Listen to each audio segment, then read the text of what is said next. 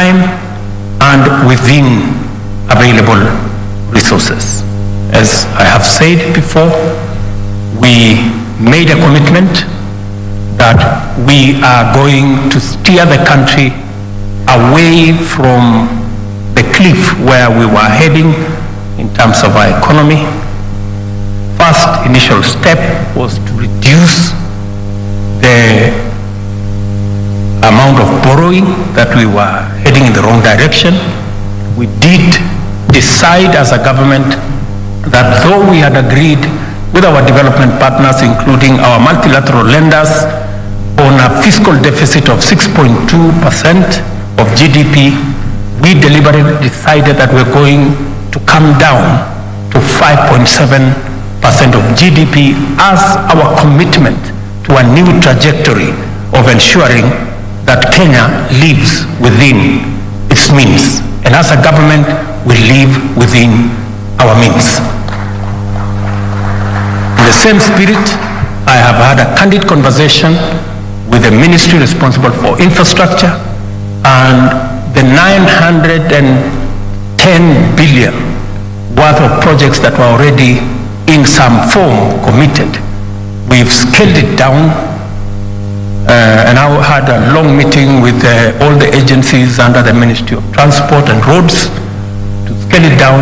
I think we have shaved another 250 billion out of that so that we can stagger the project.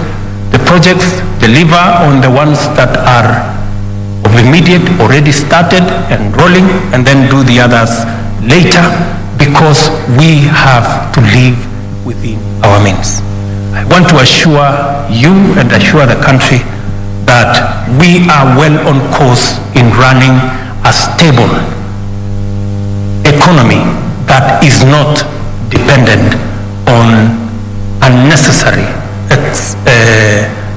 excessive borrowing. I know we had an issue of delayed salaries, which is, somebody said, it is the first time that we are having delayed salaries. Yes, it is the first time we are having delayed salaries. But it's also the first time we are having such monumental debts. I want to assure the country that that is managed. We have turned the corner. All I assure the country is this, the commitment I made that we are not going to borrow money to spend on recurrent expenditure, including salaries. That is the position of the government of Kenya. We will not do that. We will look for our taxes, and I want to commend the Kenya Revenue Authority for what they are doing. They are today at 95% of their commitment. Thank you, Madam Acting Commissioner. They are doing a wonderful job in a very difficult terrain where we have experience of people who are not used to paying taxes. But we have said that this is no longer going to be the animal farm. All of us are going to pay.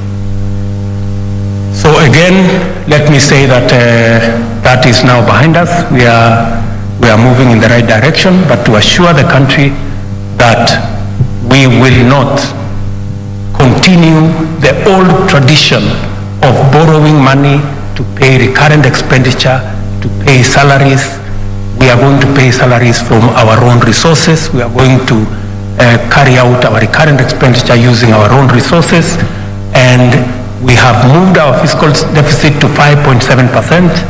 Our target is to take it to 5% next year and 4.4% the following year, so that we can work within the parameters of the resources that we can raise as we grow our own tax revenue.